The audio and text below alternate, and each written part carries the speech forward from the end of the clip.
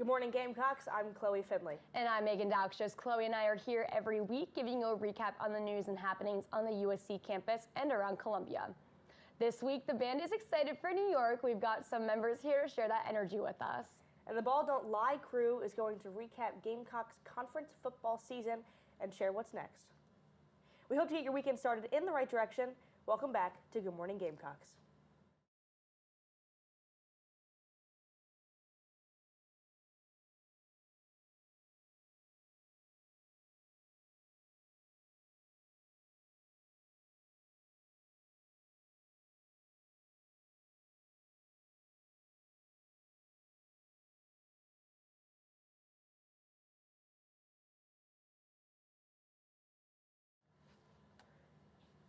Good morning, Megan. Good morning, Chloe. Happy to be back again. Second to last show of the semester. I know, we got one more coming for you. We got one more. And we've got a really good one today, I think. We do. We have a really good one. And we've got an interesting story to start out, you guys, today, and it all has to do with Greenville. So if you are from Greenville, listen up. Luckily for you, the city of Greenville, South Carolina, is ranked the 4th best city to live in the country, according to US Weekly. It boasts Greenville's downtown area, its plentiful job market fueled by big companies such as GE and Michelin, and its low cost of living. It has also been ranked as one of the best places to spend the holidays and one of the best places to retire. All good, right? You'd think. You would think. No. Greenville was also ranked in the top 50, ready? Rattiest cities in America. And I don't mean ratty such as dilapidated or run down. I mean actual rats. The animal. That's crazy. Yeah. You know, I'm actually shocked that it's Greenville and it's not Columbia. That's what I'm saying. I've never been to Greenville, but it didn't peg me as the type of city to have rats. Yeah, I have some family friends that are up there. I've never heard anything about them going into the city and seeing, rats. But what number are they on this list? They're 33rd on the list of 50. And a list was conducted by a company called Orkin, which is a pest extermination company. So I would say, they're kind of right there in the middle, basically.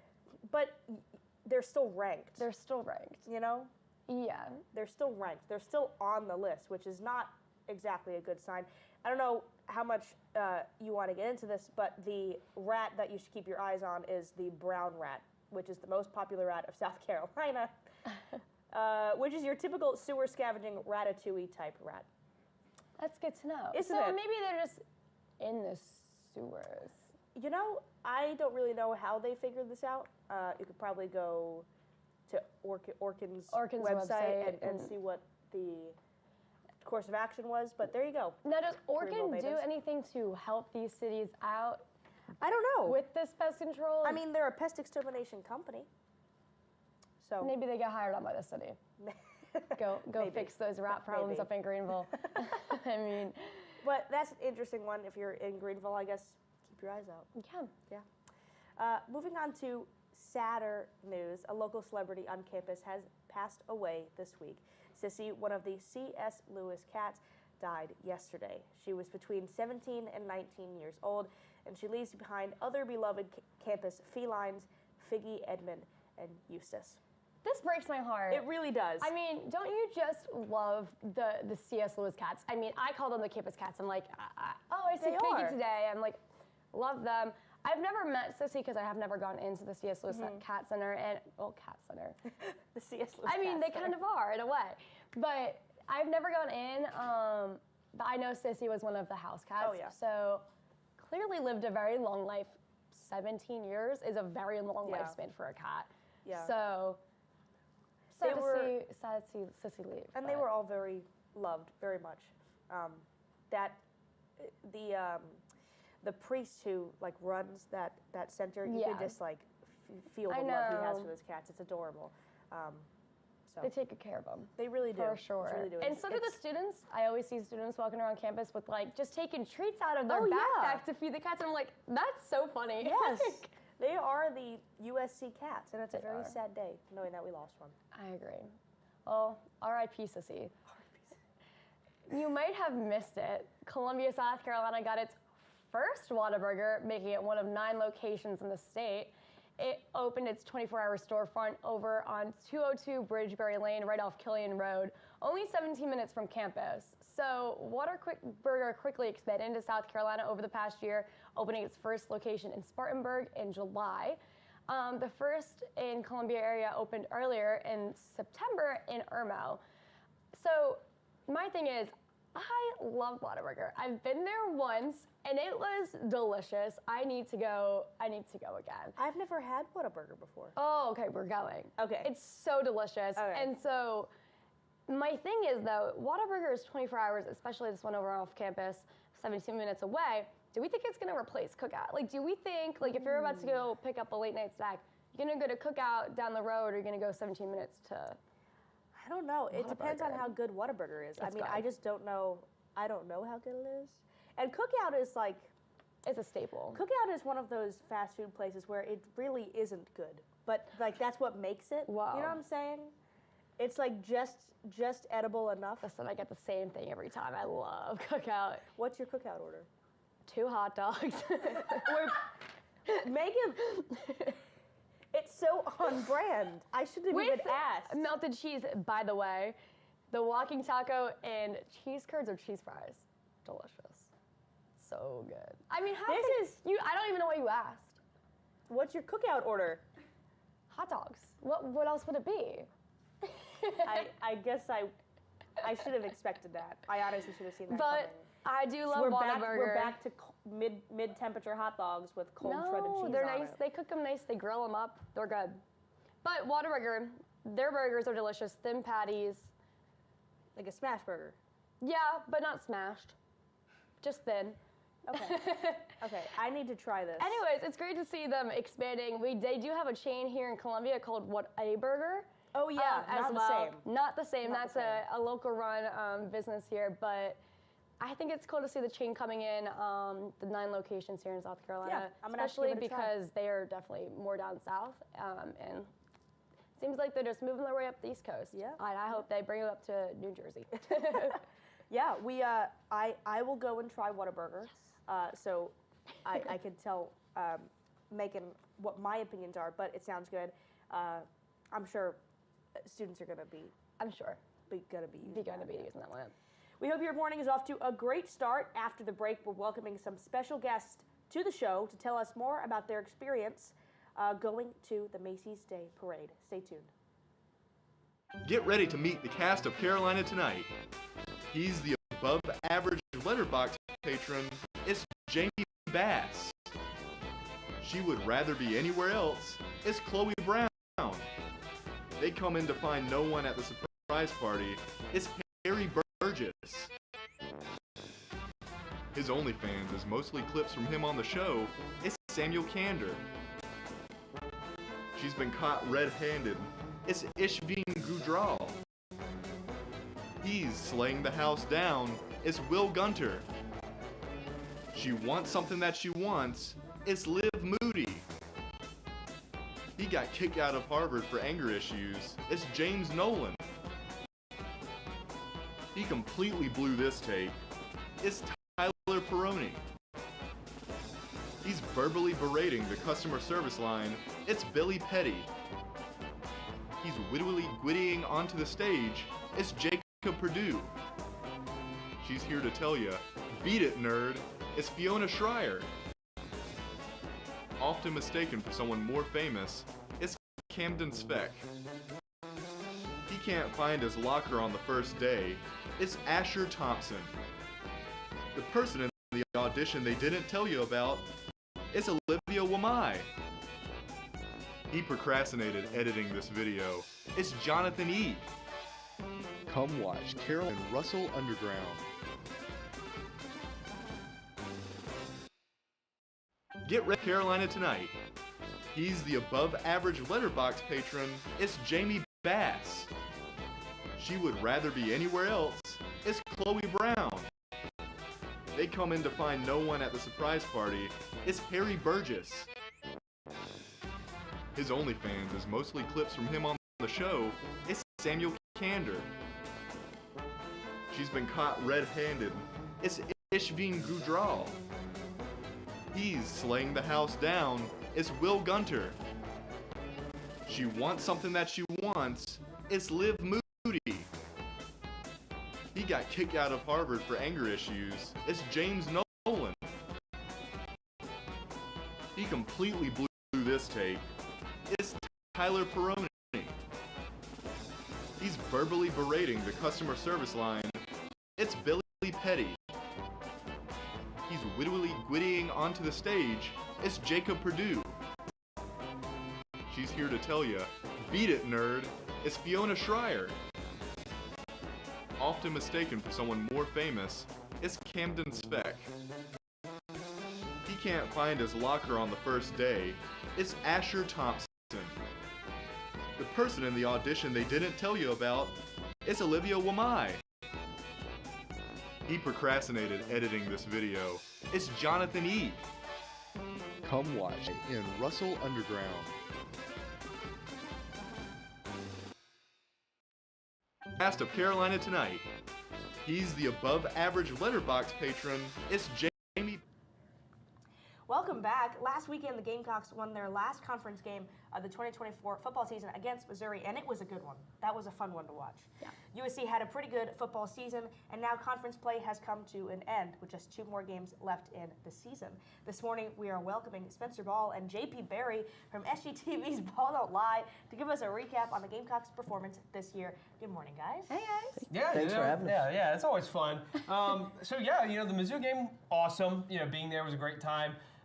It really, it's a young team learning how to win in big games against a team they hadn't beaten in half a decade. And that kind of stuff means a lot, not just in the current, but in the future. With how the season is going to end, that builds you up for a greater future, I think. Yeah, and I think just with South Carolina football, you have a lot of things to overcome, especially since they're not a historically extremely successful program. You had a couple good years with Spurrier, a couple good years with George Rogers back in the 80s, and that's really about it. With the team you've lost to 5 years in a row, I think that's a big hurdle to overcome for them because it felt like one of the things that has to happen before they can take that next step, and it finally did. And it looked like it was going to be a classic Gamecock blunder. Yeah. There, It looked like we were just going to blow out Mizzou. It was going to be great. But then we started letting them back in the game, and it was like, oh, we might let them win the game. And finally being able to shut the door on them and close out a big game, like JP said, learning to win, I think is a huge step for them. Yeah, I would say, based off what we watched last year, I feel like we would have just let it go, and this time we caused an earthquake. So, Yeah. Pretty cool to see everyone so excited for our young team. It kind of feels like, at least, that Beamer ball is finally coming to fruition. There's been a year or two of good football, but not great football, and it kind of feels like we've jumped, Gamecock football has jumped over the hurdle this year. What did you think? Yeah, you go, even in the games they've lost, they've only had one real blunder. Oh man, that sucked. The Ole Miss game, which had extenuating circumstances. Lenore Sellers coming back from an injury, stuff like that. But they played LSU tough, who's not having a great season, but they're still LSU, and they went to Tuscaloosa and lost in the final seconds to Alabama. Who's probably going to be a college football playoff team. And even in any other year, it is Alabama. So South Carolina got really kind of a horrible draw with the new SEC schedule. They didn't play Georgia, Florida, or Tennessee, any of their traditional SEC opponents. They still had to play, Alabama, LSU, the new team, Oklahoma, ranked A&M and stuff like that. So, the Gamecocks making the most out of a pretty poor hand they were dealt, I felt like. And I think you got to speak to also how some of their younger talent is performing. Lenore Sellers was only a redshirt freshman. Dylan Stewart's been awesome off the edge. And, Mazio Bennett's a guy that stepped up a lot. So there's just 3 freshmen there who are making huge impacts for this team. So, what does that speak for the freshmen that are coming in? Or how is Shane Beamer going to hit the portal to rebuild this team for next year? I think you can be really optimistic after leaving this year. But again, there's still one team you really want to beat in a couple weeks. Yeah.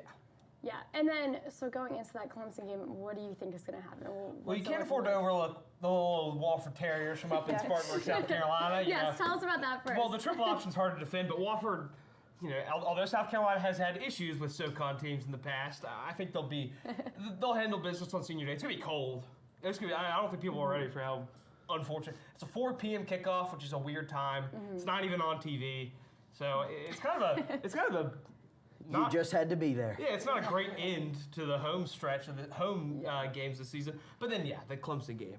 I mean, it really needs no introduction. I mean, it's South Carolina, Clemson. I think people around the country are really starting to warm up to the fact that this is one of the most hate-filled, vitriolic, venomous rivalries in college football. I mean, it doesn't, growing up in the upstate, going to a lot of Clemson football games, knowing a lot of Clemson people, I mean, like, it just, being in school during the Spurrier years and then in high school while Clemson dominated, now going to Carolina, becoming a Carolina fan, and, South Carolina beat them the last time they were in Death Valley in 2022, which was a pretty great game. And if the game in 2 weeks is anywhere, half as good as that one was, we'll be in for a classic. Oh, we sure will. And, it was last time it was a noon kickoff against Clemson. Clemson was eyeing their college football playoff hopes, and really the Gamecocks just squashed them in that one. I was there. It was awesome. I mean, and that was when Clemson had won 7 or 8 straight over South Carolina, and they finally were able to break that streak. I think that was something, that South Carolina needed to overcome under Shane Beamer. And if they could do it again, I mean, if you can expect them to take care of Wofford. And then to get a big win over Clemson, I mean, a 9-win season, I think there's maybe like 5 people in the country who thought South Carolina would have a 9-win season. I mean, they've really overperformed and had a chance to do even better than that, again, with the Ole Miss being only the game they've, really didn't show up for. So I think you can definitely look back on this season fondly, but you'd love to get a win over Clemson. That would make everything sweeter. And really, that's huge for your in-state prowess, because if you can prove that, you're the most promising team in the state, why would in-state recruits want to go to Clemson? And, you look at the makeup of South Carolina's team, especially when they announce the stars on defense, so many of them are from South Carolina. Beamer recruits, the Midlands area really well. He goes from the upstate, up to Rock Hill, and then the Low Country as well, grabbing a bunch of guys. So I think that speaks a lot to how South Carolina kind of protects the state and then gets talent where they need it outside. Like the recruiting hotbed of South Carolina has built a nice foundation for the Gamecocks. It's really nice to see. But you want to beat Clemson. You can't miss words. But you also need to make sure that the game doesn't become bigger than what it is, because at the end of the day, it's just 60 minutes of football. Yeah, it's just a football game. So you can't get too in over your heads, because that is a tough place to play. As someone who has been a fan of a visiting team at Clemson many times, not as loud as Willie B. It can compound itself. Yeah, so you just need to be careful, not let things spiral out of control. Yeah, of course. And then I know we are on the college football playoffs rankings. What are the chances of looking at that? Is it just hope that we get votes? Where are we at? Well, we got help last weekend. So many teams ahead: Wazoo, Louisville, Texas A&M, not Texas, Kansas State lost. But Tennessee or Georgia not losing again really hurts, because now there's just a log jam of 2-loss SEC teams: Georgia, Ole Miss, Tennessee, Alabama, and South Carolina has lost to 2 of those teams and didn't get to play the other 2 because of the new conference schedule. So it's going to be hard to jump them. Now you're rooting for a lot of teams like Texas A&M who you beat to lose again when they play Texas, something like that. You're rooting for Boise State to lose. You're rooting for SMU, BYU. Arizona State plays BYU this week. For Gamecock fans, you're really going to want to kind of focus in on those mid to early teens in the rankings to try and figure out who you want to lose. But it's going to be tough, but I also want Gamecock fans to not be disappointed if they don't make the playoff, because if they're in the position where they're on the outside looking in, you're 9-3, 9 wins for the 7th time ever, and you're going to have a shot at 10 wins in a bowl game. In what would be a really premier bowl game, because if they're one of those first teams out, I mean, we've talked about the Citrus Bowl. If there's so many SEC teams in the college football playoff, South Carolina could get the top bid to like the biggest SEC school, filling that bowl game. So again, it'll be super promising. But the big thing for South Carolina is I think their strength of schedule is really good. They've played a lot of good teams. They've beaten a lot of good teams. So with 3 losses, as many other 3-loss teams that there can be, you could say, well, South Carolina looks better than that. So you want as many teams as possible with 2 losses to get their 3rd, and you could probably justify South Carolina being above them. But then again, it's going to come down to rivalry week on the 30th. you're going to pray for teams like Mississippi State to beat Ole Miss. And although Mississippi State got blown out by Toledo, so a lot of the bottom of the SEC is unmitigated garbage. yeah, so it's going to be, it might be a prayer that Mississippi State will beat Ole Miss, but that would be awesome. You're looking for Vandy to beat Tennessee because Tennessee really doesn't have a good win. Yeah, I mean Tennessee and Texas. If Texas loses, I mean Texas hasn't beaten anybody good. Yeah. So I mean and that's where I think you got to give South Carolina credit. They at least have some good wins, or they play good teams, because it feels like these other SEC schools, a lot of them, They got to play Mississippi State and Kentucky 7 weeks in a row. They got the bottom feeders for sure, and I think that plays in the Gamecocks' favor if those teams are able to lose, but they might not. But still, a very successful season on the whole. Yeah, it looks like we're looking up, and I'm looking forward to next season as well. I thank you guys so much for coming on again. We love to have you guys. After the break, Chloe and I are going to be back with an update on the Monkeys down in Beaufort. Stay with us.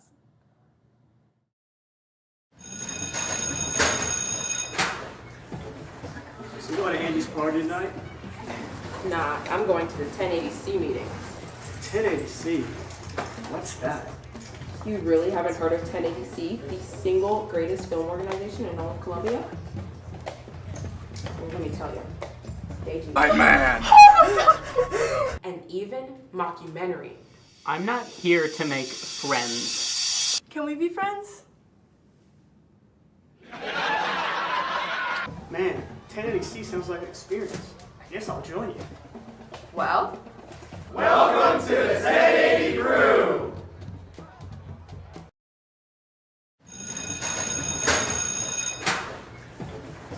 So you going to Andy's party tonight? nah, I'm going to the 1080C meeting. 1080C? What's that? You really haven't heard of 1080C, the single greatest film organization in all of Columbia? Well, let me tell you. They do anything and everything when it comes to film. They do drama. I have the not. Oh, Romeo! Romeo! Wherefore art thou? Horror. Ligma, Sigma, Sugma was consumed by the three-eyed man! And even mockumentary. I'm not here to make friends. Can we be friends? Man, 1080C sounds like an experience. I guess I'll join you. Well, Welcome to the 1080 crew!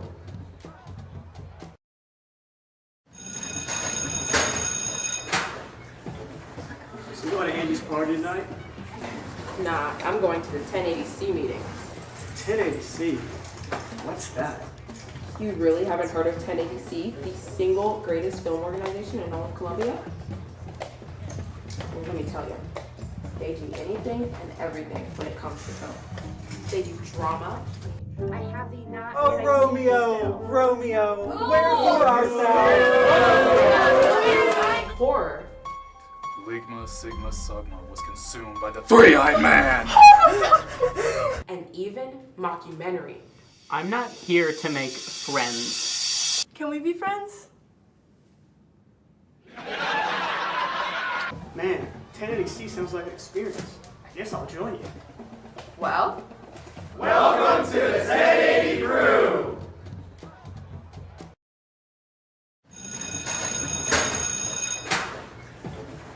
So you going to Andy's party tonight? nah, I'm going to the 1080C meeting. 1080C? What's that? You really haven't heard of 1080C, the single greatest film organization in all of Columbia? Well, let me tell you. They do anything and everything when it comes to film. They do drama. I have the not. Oh, Romeo! Romeo! Wherefore art thou?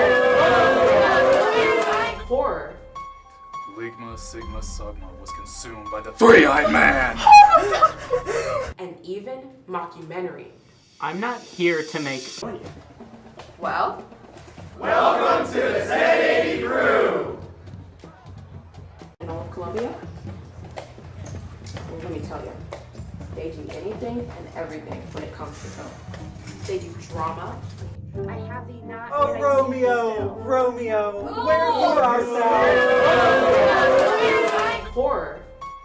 Ligma, Sigma, Sigma was consumed by the three-eyed man! And even mockumentary. I'm not here to make friends. Can we be friends? Man, 10 NXT sounds like an experience. I guess I'll join you. Well, Welcome to the 1080 crew!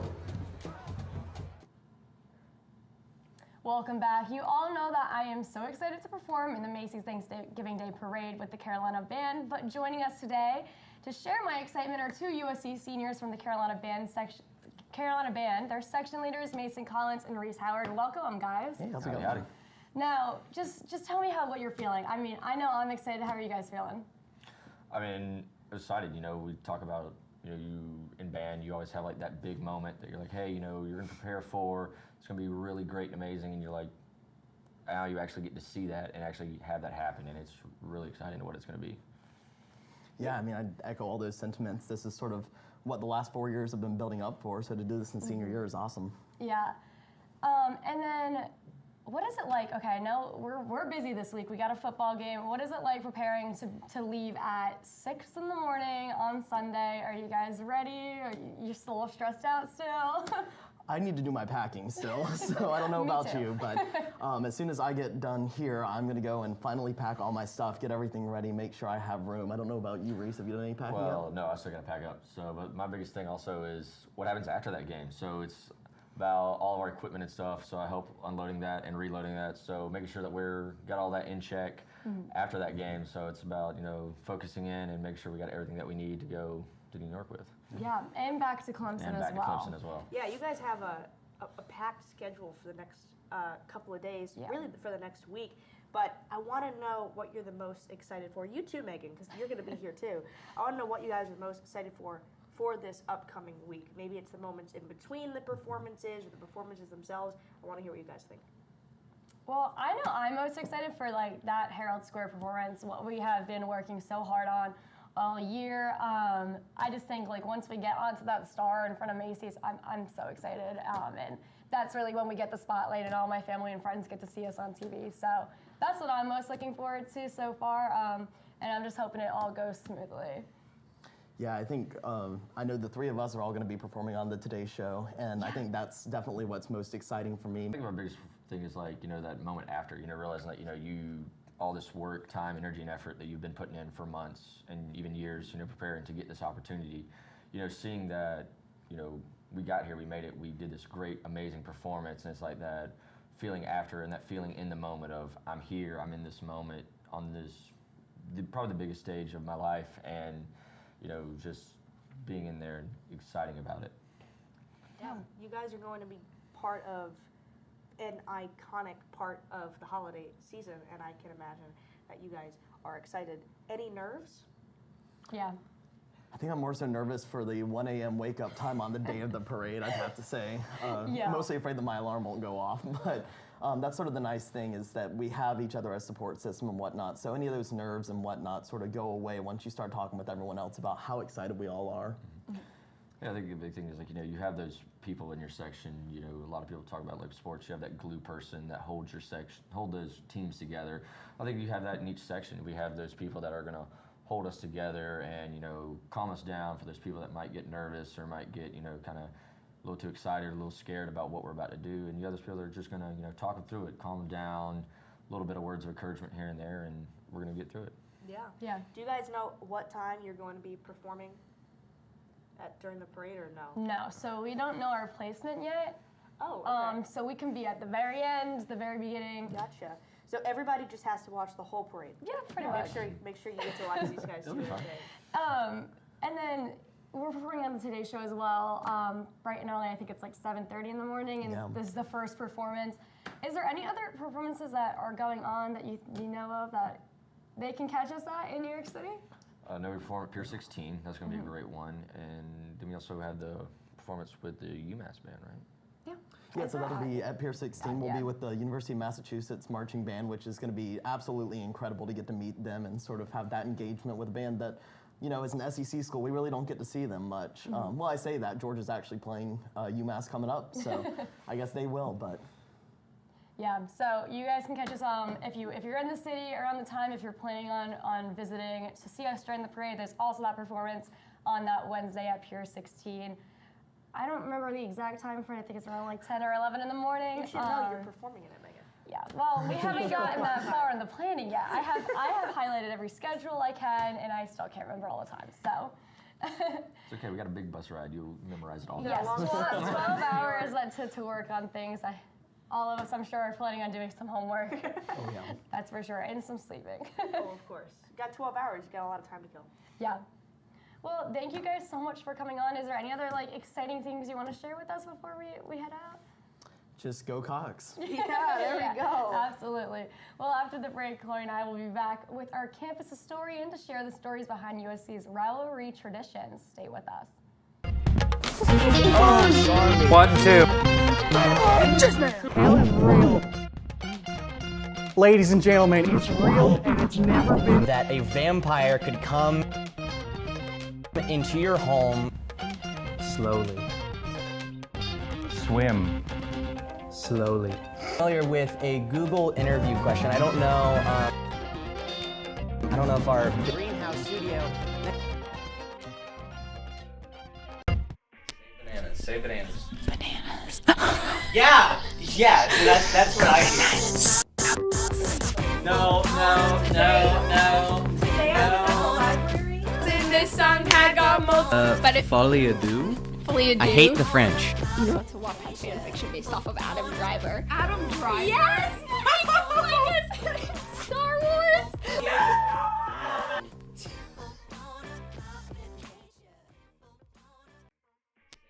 Say bananas. Bananas. Yeah.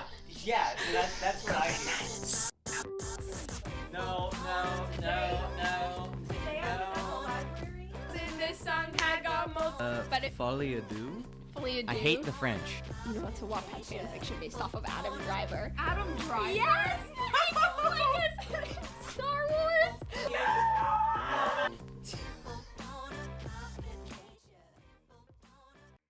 Confirmation hearing for the first African-American woman to be nominated for the Supreme Court is underway.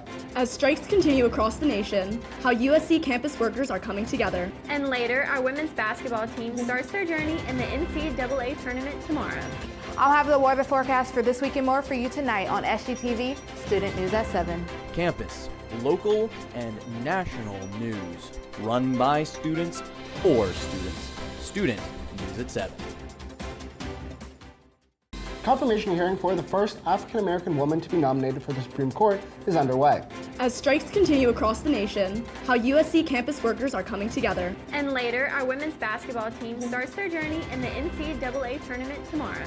I'll have the weather forecast for this week and more for you tonight on SGTV, Student News at 7. Campus, local, and national news. Run by students, for students. Student News at 7. Confirmation. I'm here at Williams-Brice Stadium. I'm here at Stone Stadium. I'm here at the Carolina Volleyball Center. I'm here at Blatt Aquatic Center.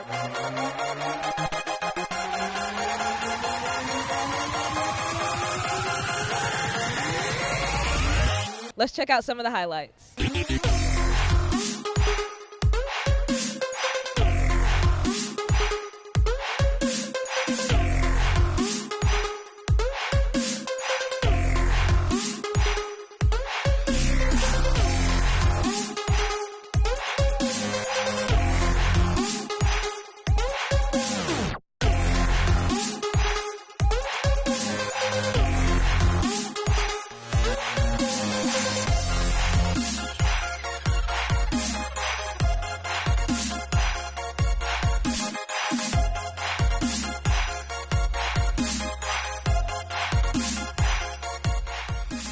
I'm here.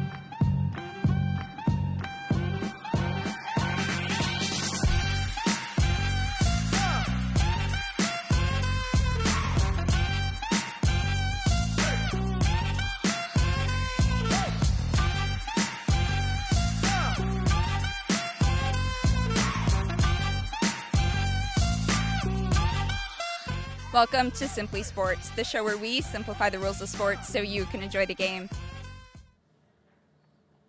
Welcome Welcome back. Joining us today is University Archivist Elizabeth West to discuss some Carolina traditions surrounding Thanksgiving week. Welcome. Thanks for joining us. Yeah, we're happy to have you on the show. So, in recent years, Thanksgiving week has served as a way for different USC groups to address hunger around the globe. Can you talk a little bit about those initiatives and maybe the history behind them? Sure. Thanksgiving has not been a big tradition-focused holiday on the campus in history, but in let's see the modern USC history after World War II, there's been more of a focus of different national and local programs trying to support food banks, bring attention to food insecurities, hunger, and not just here in South Carolina, but worldwide as well, kind of starting in the 1960s and 70s. And then, of course, we have the food bank on campus now. And so I think a lot of that has grown from that idea of Thanksgiving as being this incredible meal with all these wonderful foods, and using it to really remind people that there are a lot of other people that need help, particularly this time of year. Yeah, and you mentioned wartime, going way back in time. USC's Thanksgiving week was interrupted to help the war effort in World War II. So that's pretty interesting. I didn't realize it that. It is. In World War II, the university essentially became a naval training ground. There were several naval programs here. Some of the USC students were enrolled in them, but others were actual naval officers or enlisted personnel coming here to receive special training, and the university completely upended and changed its schedule. The only holiday that was allowed on the schedule was Christmas. There were no other holidays at all, and it went through a full year-round, full semester in the summertime as well. Wow. Yeah, and but Columbia was very involved in the war effort. There was a Columbia Army Air Base. Yes. Lexington County Air Base was turned into a site where bombers could train, which is pretty interesting. Yes, including the Enola Gay, the members of the group that learned how to train and go on aircraft carriers, and they were, and it was in that movie that was out a few years ago, but those members there that delivered the nuclear weapons were trained here in South Carolina. So and there was a civil aeronautics program here at the university during World War II as well. So really hit a lot of support here. A lot of students and faculty left for the war effort as well. Yeah. Yeah, that's awesome. Now we should get to the good and juicy stuff, which is the Carolina Clemson Give it to me. rivalry. Obviously, there's a lot of traditions surrounding that game, but I want to start with the game itself. So, what is the history behind that rivalry, and why is it always the week of Thanksgiving? The rivalry began as a political rivalry when Clemson was established in the upstate, kind of as an agricultural college. So there were a lot of political hard feelings there. And then when sports came, naturally you had instant rivalries spring up as all the colleges and universities in the state began forming their sports teams, particularly football. And we first played Clemson in football in 1896, and we won 12-6. And at that time, the game began as a feature connected to the South Carolina State Fair, which was a much larger event at that time than it is now. And so from 1896 until 1959, it was Big Thursday because we played the game here in Columbia at the State Fair on the Thursday of State Fair week. And then after 1960, that was the first time we played at Clemson. And the idea was that you want to end the season with the rivalry games because that's kind of a big thing to build up to. It also gave Clemson revenue that they weren't getting when it was played here every week. And then as the schedules expanded from 11 to 12 teams, things kind of got pushed back, and closing out the season with the big game with Clemson meant Thanksgiving weekend. And so that's why it always works out that way now. And so it's become another kind of tradition. We don't have Big Thursday anymore, but we have the Super Saturdays and the Palmetto Bowl, as we call it, with Clemson to cap out that year. Yeah, of course. And then we have, the campus has a lot of traditions surrounding the game as well. I would say one of the biggest ones being Tiger Burn. Yes. Now, that tradition started not in the way we do it today. Do you want to tell us a little bit about that? Absolutely. It started with the 1902 Carolina-Clemson riot. We upset Clemson that year with a victory, and our students celebrated with a drawing of a gamecock crowing over a beaten tiger. And there was a parade, part of the state fair, the next day, and the Clemson students warned our students not to carry it in the parade the next day. So of course we did. And then Clemson students and fans decided to march on the campus and seize the drawing. They were armed. Our students hastily armed themselves and hunkered down behind the horseshoe wall and prepared to defend the campus. No violence occurred, no blood was shed, fortunately. The police and the faculty arrived, and they diffused the situation by burning the drawing between the two groups of students. Wow. And that's where we got the idea for the Tiger Burn. That is so interesting. I knew about like the little riot that went on. I didn't realize there was actual like weapons. Yes. Oh, yes. Yeah. Wow. As a matter of fact, there was a sophomore there who had a loaded pistol, and his name was J. Ryan McKissick. And he would later become president of the University of South Carolina, and he's buried in front of the Caroliniana. So, wow. Maybe one of the most iconic university presidents as well. Wow. I never knew that part about that. That's really cool. That is very cool. It just, that just makes me like, gives me more Gamecock pride. You know? I don't know if I would defend the campus in that way, but, I think there might be a little more arrests that would happen nowadays than there was than back in 1902. Exactly. Yes. And then we also have this week going on the Carolina-Clemson blood drive, which I think is relatively new, right? Well, it's been going on for several decades, and I think it's probably the best thing that's come out of the rivalry because it's saved so many lives, and it's a really great modern tradition and something that really builds on that school spirit at both schools and that sense of competition. Yeah, so it's been a really successful program. Yeah, and if you don't know what the Carolina-Clemson blood drive is, basically there are I wanted to say blood trucks, but that's not the right name for it. Donation trucks around both the South Carolina campus and the Clemson campus during this week, and the two schools compete to see which student base can deliver the most blood. I will say I'm pretty positive the last 3 years I've been here we've lost. Yeah. So I know last year we lost, and I know my sophomore year we lost. I would like to see us win. I would like to see us win. Go donate blood. But I can't. I'm terrified of needles, so don't donate blood. I want us to win. Can't give blood. I know, unfortunately. But thank you for telling us all about You're welcome. Those traditions. Yeah. And incidentally, the other tradition we got from the 1902 riot was that's how we became the Gamecocks. Oh, really? We had not had a mascot, settled on a mascot before then, but after they put a Gamecock on the sign and we had the riot, they started calling us the Gamecocks, and that's how we got it. This is probably because of cockfighting that they picked the Gamecock on the sign. But I was just Tiger Burn and Gamecocks, all from that one potentially violent incident. Well, that's really so cool. I didn't know that. No, I didn't know that either. Well, thank you so much for joining You're welcome. us. We appreciate it. We'll be back with Ball Don't Lie. Make sure to stay close.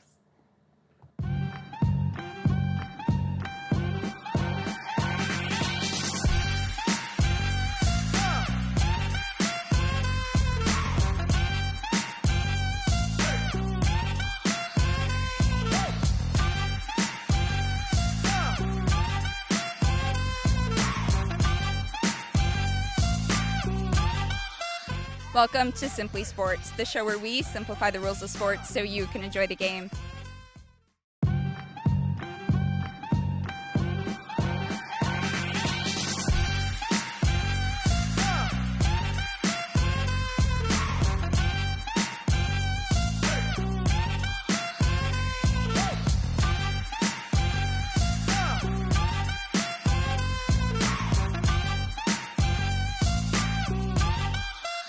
Welcome to Simply Sports, the show where we simplify the rules of sports so you can enjoy the game. I'm here at Williams-Brice Stadium. I'm here at Stone Stadium. I'm here at the Carolina Volleyball Center. I'm here at Blatt Aquatic Center.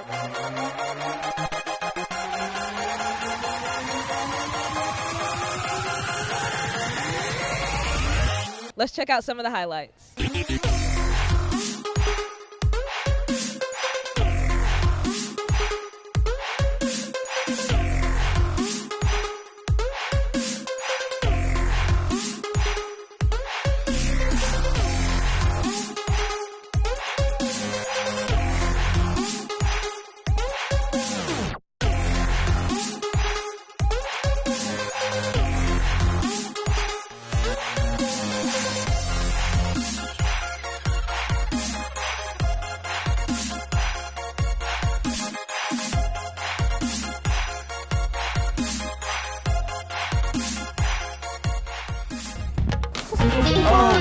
One, two. Ladies and gentlemen, it's real and it's never been That a vampire could come into your home Slowly. Swim. Slowly. familiar with a Google interview question. I don't know if our greenhouse studio. Before we wrap up this episode of Good Morning Gamecocks, we have an update on an old story for you all that I'm pretty sure you guys remember after Chloe's reaction. Now, remember the escaped monkeys in Beaufort. 43 were lost, and now 39 have been found. Amazing. 4 are still on the loose, but what? I haven't read this yet. There are now emus that have escaped from someone's private residence in Myrtle Beach 3 months ago that have been captured. They haven't been captured for 3 months. Now listen to these headlines. CBS News, quote, feral and not trained, end quote. Emus Thelma and Louise on the loose in South Carolina as state monkey search continues. The Sun News, quote, first 43 monkeys got loose. Now these an emu on the run. I'm pretty sure that's supposed to be now there's an emu on the run. Yeah, the next one's really funny. I know. Oh my gosh. New Florida. South Carolina and the New Florida. Next one. Horry County Police Department stated, quote, we are not emus, end quote. You know what? I have to say something. Caroline is our lovely producer. I texted Caroline last night and I said, and Delaney. Delaney's also our lovely producer. Delaney gave me a crazy look. Caroline is one of our lovely producers. And I said, do you want to write an update on the monkey story? She was like, yeah, I'll write an update on the monkey story.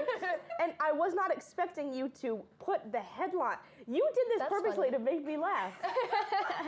You did this purposely. You couldn't have it like a fun, cool news story. No, you got to put the funniest stuff in there. Make me laugh live. Make me laugh live. We are not emused. Are you serious? That's crazy. From the police department also, like. How has it been? An emu's large. How do you lose it for 3 months?